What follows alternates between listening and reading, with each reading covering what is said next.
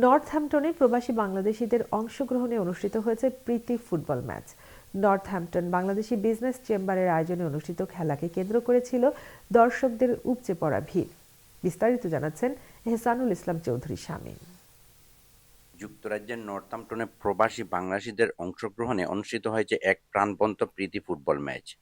Northampton Bangladeshi business চেম্বারের উদ্যোগে আয়োজিত এ ম্যাচে মুখোমুখি হয় নর্থহ্যাম্পটন গোল্ডেন বেঙ্গল ও সোনালী অতীত ইউকে। খেলাকে ঘিরে মাঠ জুড়ে ছিল উৎসব মুখর পরিবেশ এবং দর্শকদের ব্যাপক উপস্থিতি।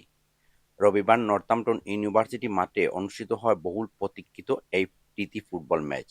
শুরু থেকেই দুই দলের আক্রমণ পাল্টা আক্রমণে জমে ওঠে খেলা।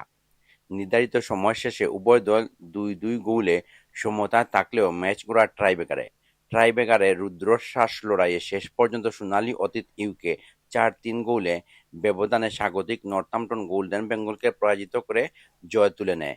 মাঠে উপস্থিত দর্শকদের উচ্ছ্বাস ও করতালিতে উৎসবমুখর হয়ে ওঠে পুরো আয়োজন।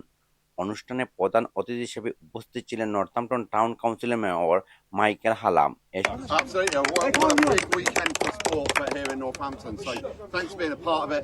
Penalty shootouts are hopefully not all the rage at the moment. I'm hoping that's the only one that I'm going to see over the next few weeks. So well done today. It's great to be a part of it. And we're going to do the winners trophy now, I think. এ সময় উপস্থিত ছিলেন Northampton Bangladeshi business চেম্বারের chairman Naji Islam, secretary Mohammad Mujibur Rahman, কোষাধ্যক্ষ Prince Sadiq Chowdhury, deputy chairman Tipur Rahman এবং sponsor Imran Chowdhury সহ বিপুল সংখ্যক ক্রীড়ামোদী দর্শক। খেলা শেষে অতিথিরা বিজয়ী ও রানার্স আপ দলের হাতে পুরস্কার তুলে দেন।